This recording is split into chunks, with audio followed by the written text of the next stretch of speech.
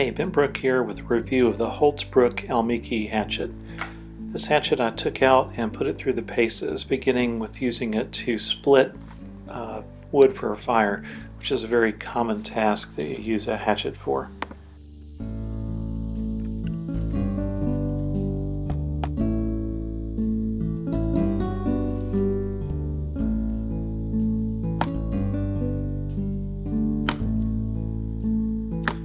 What I'm doing here is lifting the hatchet and the piece of tulip poplar at the same time and bringing them down with sufficient force to drive the hatchet into the wood.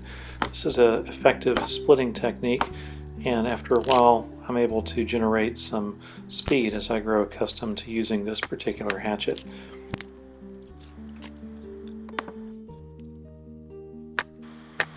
The chief limitation of the Almike here is the length of the handle. The longer the wood, the harder it is to use this particular kind of splitting technique, although certainly there are other techniques you can use to split wood.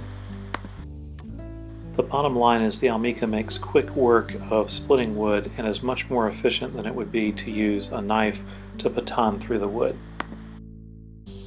I turn now to limbing or delimbing wood. This is simply the technique of cutting off extraneous branches to leave a single pole. Something you might do if you are building a shelter, or something you might do if you are processing wood for a fire and don't want all the loose branches sticking out to the edge. Or if you wanted to use the loose branches for something, this is a way of getting them off the main branch or trunk of the tree. As you can see, the Almike does an extremely good job with this. Typically you're cutting on a bias as you go into the wood unless the branch is perpendicular to the main branch or to the trunk. And it really just slices through fairly effortlessly as you're doing this. And I actually got so happy with using the Almike that I began to do a lot of extra yard work I hadn't planned on doing, because it was just such a pleasure to slash through these branches with comparative ease. Chopping is the next task, and I'm going to start here with a little bit of unwieldy piece of willow. This tree has some spring in it still and is a little challenging to get started with this, not because of the axe, but just because of the way I'm holding it and because of the nature of the stump being in some soft pine needles and things like that. Nevertheless, as you can see, the axe is cutting off really nice sized chunks as it is chopping through this branch with comparative ease.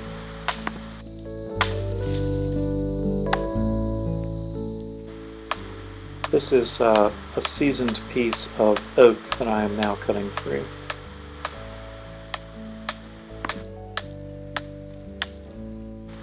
Smaller branches really don't stand much of a chance to the Almike. As you can see, it's fairly easy to lot through these. Sometimes the hard part is getting the really sharp axe out of the stump again after you've cut through the piece of branch that you're working on.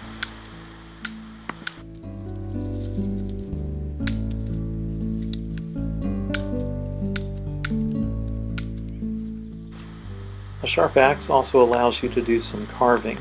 Here I'm using it to sort of shape this piece of wood into a four-sided board, just simply to see how it handles.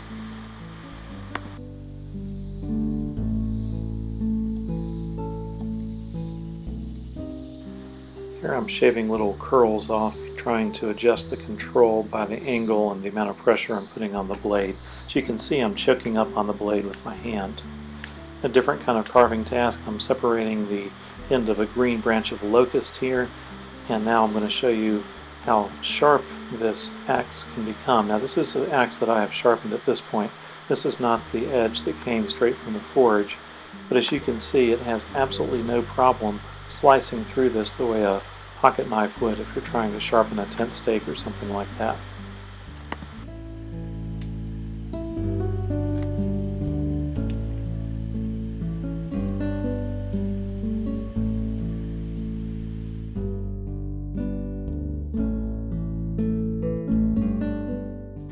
As I discovered, one can even substitute the Almike for a knife if one wishes to do wood shaving or feather sticks to build fires. This isn't really a fair test, a locust tree versus the Almike, but as you will see, it cuts through absolutely effortlessly. Needless to say, dead hardwood is going to be a little bit more challenging, but it can still do it. This is a willow tree that's about 5 inches in diameter, and while it required more effort, I was still able to fell it. Here is the Almike versus a dogwood. You'll notice the smooth cutting areas where the edge has gone in. And here I am cutting a wedge in a dogwood branch as well. Here are the size chips that come flying out when you're using the Almike. As long as you aren't too ambitious, you'll have no problems felling trees with the Almike. I also found the Almike an excellent companion for trips to gather fat wood for fire building. Here the pine fire lay was split using the Almike to provide a dry bed for the fire in wet conditions. Ultimately, I fell in love with the Almike. Its size is excellent for backpacking and for camping, whether it's car camping or actually going on treks. If you're going to process wood, or if you find yourself in wet conditions where getting to the dry core would be useful, I strongly encourage you to consider an axe. If you like the classic lines and old world craftsmanship of this axe, the Almike, I would certainly encourage you to look into it further. It is a nice weight, and it makes very efficient work of the sorts of camp chores one encounters while backpacking. That's all. If you have any questions about any of the features that I've mentioned or any of the tasks that I accomplished, please let me know and I'll be glad to answer them.